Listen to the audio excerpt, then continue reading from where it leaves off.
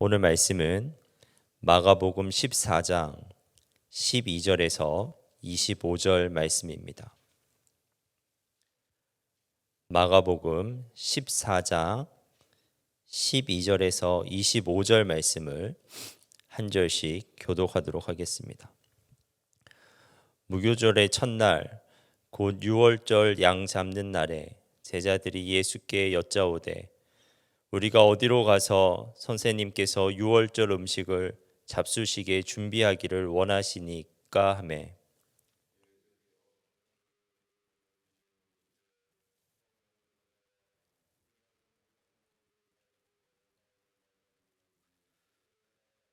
어디든지 그가 들어가는 그 집 주인에게 이르되 선생님의 말씀이 내가 내 제자들과 함께 유월절 음식을 먹을 나의 객실이 어디 있느냐 하시더라 하라.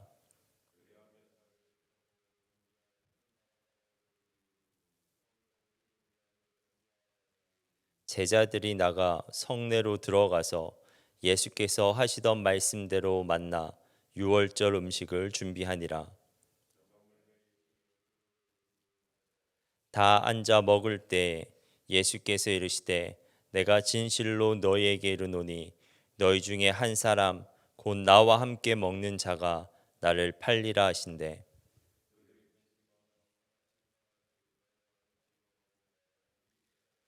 그들에게 이르시되 열둘 중에 하나 곧 나와 함께 그릇에 손을 넣는 자니라.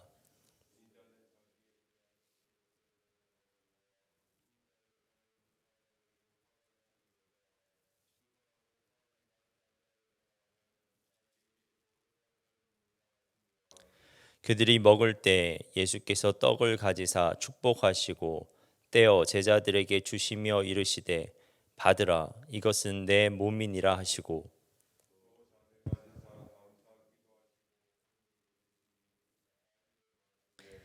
이르시되 이것은 많은 사람을 위하여 흘리는 나의 피 곧 언약의 피니라.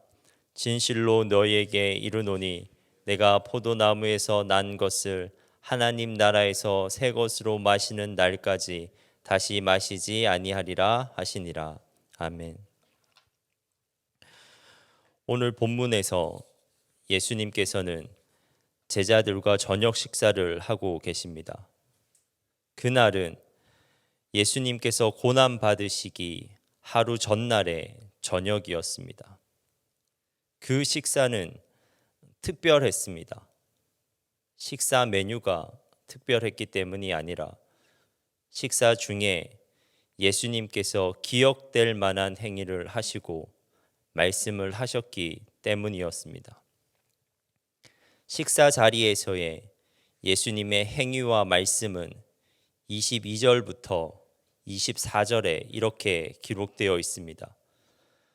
그들이 먹을 때 예수께서 떡을 가지사 축복하시고 떼어 제자들에게 주시며 이르시되 받으라 이것은 내 몸이니라 하시고 또 잔을 가지사 감사하기도 하시고 그들에게 주시니 다 이를 마시매 이르시되 이것은 많은 사람을 위하여 흘리는 나의 피 곧 언약의 피니라.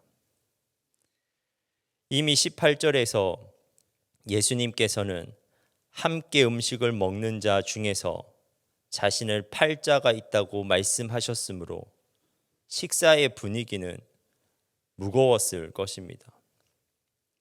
그런데 예수님의 이 말씀은 제자들의 마음을 더욱 무겁게 하였을 것입니다.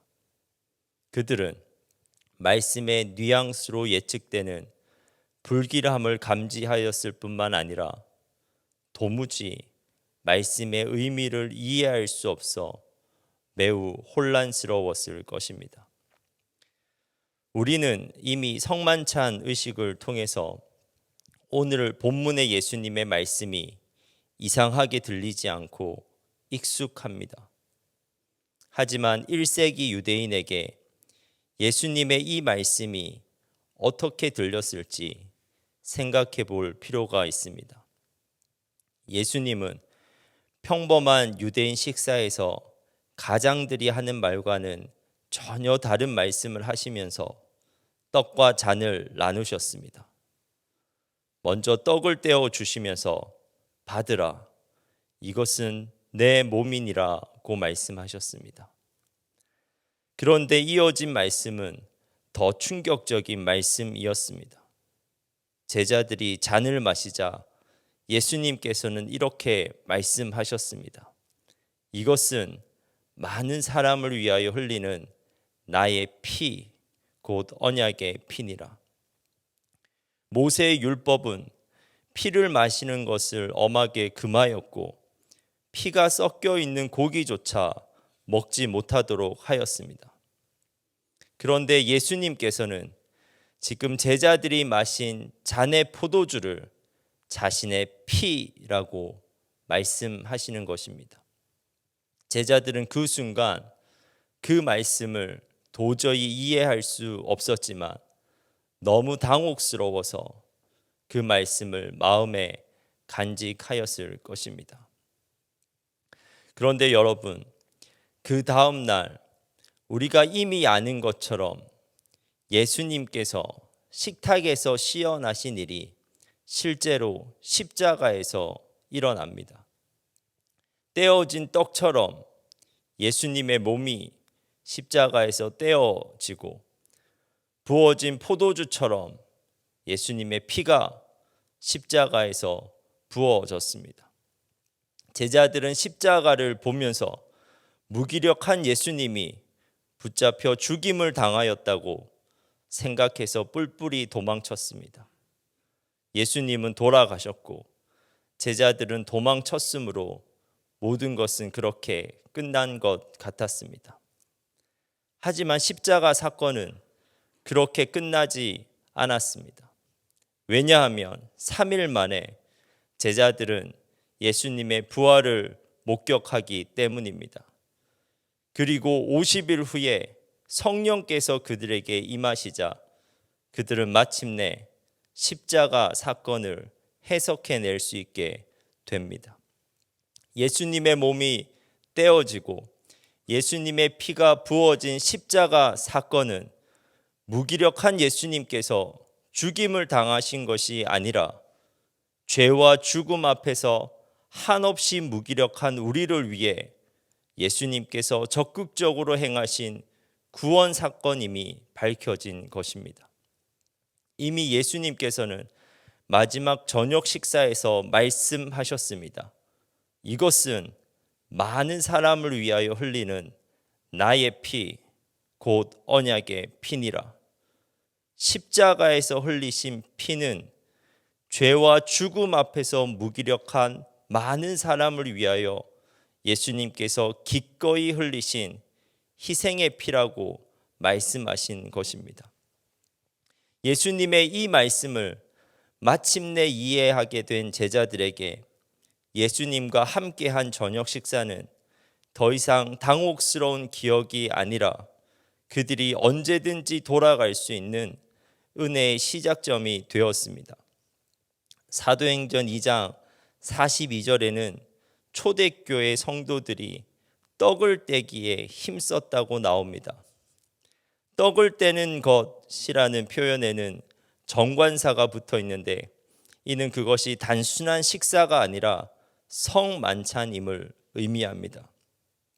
그들은 모여서 떡을 떼면서 포도주를 부으면서 기억하였습니다. 무엇을 기억하였겠습니까? 그들은 주님의 행하심을 기억하였습니다. 세상의 죄악과 죽음 앞에서 한없이 무기력하였던 그들을 위해 예수님께서 몸을 찢으시고 피를 흘리심으로 구원을 행하셨다는 것을 기억하였습니다. 이것은 그들이 언제든지 돌아갈 수 있는 시작점이었습니다.